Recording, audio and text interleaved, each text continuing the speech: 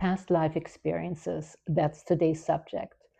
So the first one I'm going to tackle is how a certain past life memory can actually impact your current life experience. Number two would be how to stay open for answers. And number three would be the pros and cons and going with the flow, or while going with the flow. So, hi there, my name is Ellen. Thank you so much for tuning into my channel. I truly appreciate it.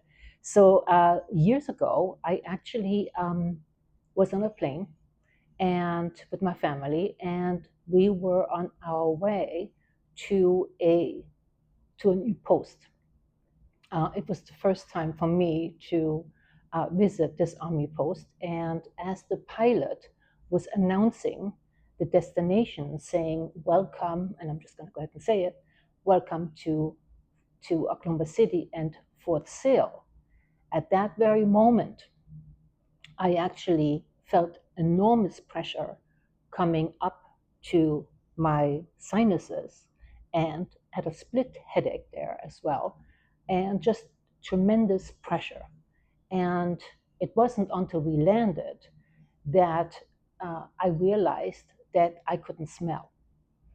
So I don't know if you ever had an experience like that, to where you had gone somewhere and something happened to you physically that, all of a sudden you couldn't smell or you couldn't hear, or other senses that all of a sudden had disappeared.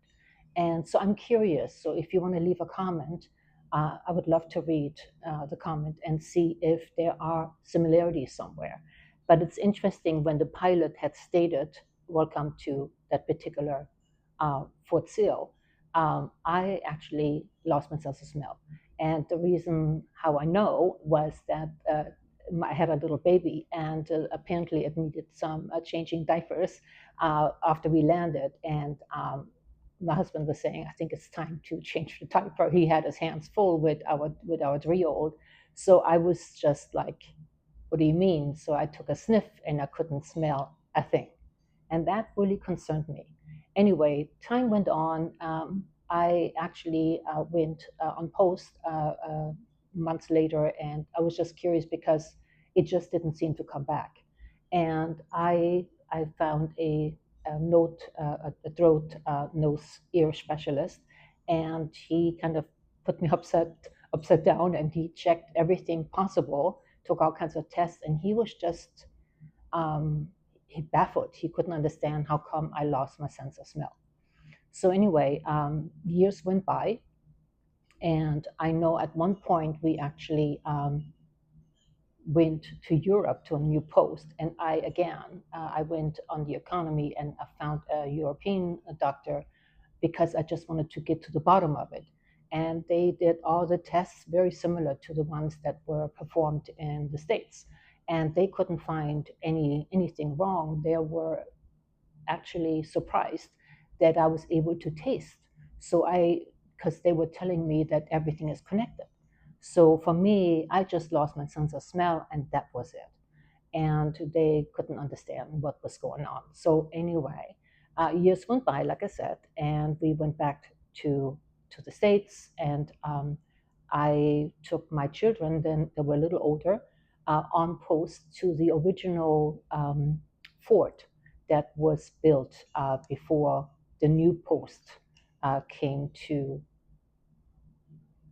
fruition. So we went to the old museum, I guess you can call it, and it was a day that was super super warm. It was in July. It was very very warm, and we were out almost blinded. I forgot my sunglasses in the car, and I had my children, and one needed to go to the bathroom. I went inside of the fort, and it was the strangest thing.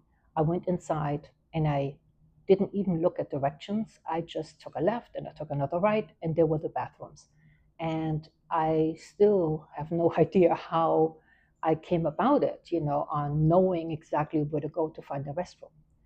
Anyway, it's fairly interesting, actually. And then again, years went by. I had seen other doctors in the meantime, and no one could ever explain what was going on. So I tried to stay open to answers, right? For answers. Um, and I know that it is not always easy to stay on course when you can't smell. I mean, a lot of things do come into play that could potentially even be dangerous at times for not to being able to smell and to just rely on your hearing and your vision, so to speak. So I years and years went by. It was probably in the late 90s, and at that time we were living in the Northwest in Oregon, and a new neighbor had moved in next door. We at that time already had left the military, and they had invited us over for dinner and what have you. And he was like, "Smell this! This is amazing! It's a new recipe." And so I told him, I said, I can't smell. He said, "What do you mean? Now you have a cold?" And I said, "No, no, that happened years ago. I can't smell." And I told him a little bit about the details on how I lost my smell. And he was like, "Hmm." So he was very spiritual being at that time, and I was way behind all that and at that time. And he actually told me about someone that was a healer and was located outside of the city. And he encouraged me to locate her, give her a call, and see if she can help me. And I told him, I said, "Look, I went to all these specialists and what have you." He said, "So what do you have to lose?" So I thought about it and made an appointment, and she really wasn't even that expensive, interesting enough. So I went to her home on a rainy afternoon, and as I entered her home, she immediately went like, oh, she went like this. She said, "You smell like smoke. And what is going on? Did you smoke?" I said, "I don't smoke." And she said, "Well, I can smell a lot of smoke and warm blood says something." And I'm like, "Yeah, I don't know." And I thought, well, strange lady. So anyway, I went inside, and she used a live regression method. And so she made all these noises, and she walked around me and kind of, I remember going into a state of deep meditation, I guess, or just, anyway, I heard her, but I wasn't really quite there. But I heard her words and her moving around, and it was interesting actually. And so all of a sudden, when she was done, she was ringing a little bell, and I came to, and all of a sudden I had this memory, and I still, up to this day, I can see myself in this memory as if it happened not so long ago, when apparently it must have happened in a past lifetime. So I'm telling you about this event that I had in one of my lifetimes anyway, and it actually came about at Fort Sill. So I was, I guess, one of those new people who had come to the country with children and trying to locate my husband, who then was in the military. Again, interesting, right? And so I went into the fort, and there were lots of other people who had come along with me. I mean, I was just one of the many. And I guess it was about land location or what have you. I don't remember all the details. I just remember walking through these gates, and they had just apparently been attacked by Native Americans. Back then, they called them Indians, but Native Americans. And lots of dead soldiers. Everybody was just kind of like, I remember walking across bodies. I was very pregnant at that time with two small children. And I was trying to locate my my husband then.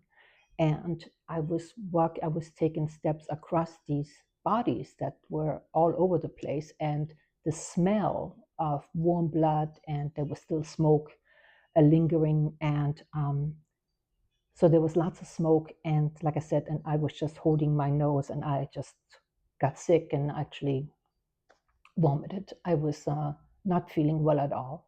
And as all these experiences came back to me, the lady went like, "That's exactly it." She said, "That's what I smelled on you." She said, "I smelled warm blood. I smelled lots of smoke, and a deep sadness came upon you when you walked in. I could sense that from you." And I was like, "What is this lady all about?" So I thought, well, maybe she can help me now, right? So I told her, said, "So what are we going to do about this? I'm all about, I'm a result-oriented human being, still am. And so I asked her, so what can you do to help me? And so she told me, she said, I'm going to give you some exercises, kind of like marching north in place, and then walking west and east, and then turn around and do the whole thing again. And there were all these movements, and I was just like, sounds a little strange. But, I try to be open. And since I paid for the whole thing and the memory was there, I said to myself, well, I give it a try. So that day I went home and I started, practicing all these movements and what have you. And I remember sneezing a lot from that time. And I never had allergies. I still don't. And so I was sneezing a lot. But at some point, due to work and life, with family and what have you, I kind of gave up, I guess, and didn't continue with these movements because I said to myself, well, if all these specialists, I was doubting it. On the other hand, I was trying to stay open.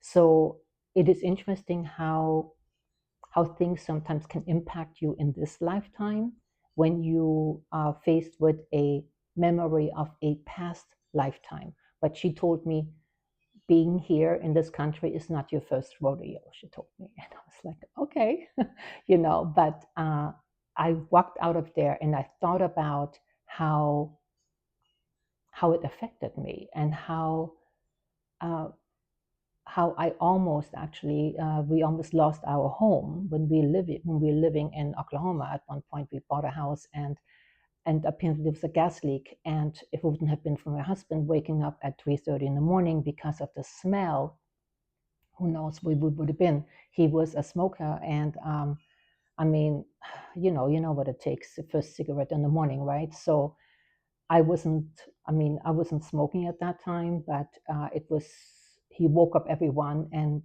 just opened up all the windows and doors and went into the kitchen and found the leak and shut off the gas. So since then, of course, I've always made sure that when I bought or rented anything, that there was no gas whatsoever in the house to a stove or heating or what have you, because I still cannot smell, right? So what are the pros and cons about my story is that I'm still open to hoping. I mean, every time I get on a plane, I'm always hopeful that when we land or when the pilot announces the destination, that magic happens and it comes back. Um, I mean, if you have any ideas on what I could do to gain my smell back, that would be great. The cons, I'm going to start with those, was that I had always been very good with my nose. I had been working in like this exclusive perfumery, and I could tell everyone, what kind of scent they brought in if they wanted to identify a scent. I took a sniff and I was able to tell them, this is Givenchy, this is Chanel, this is, I could tell them on the spot.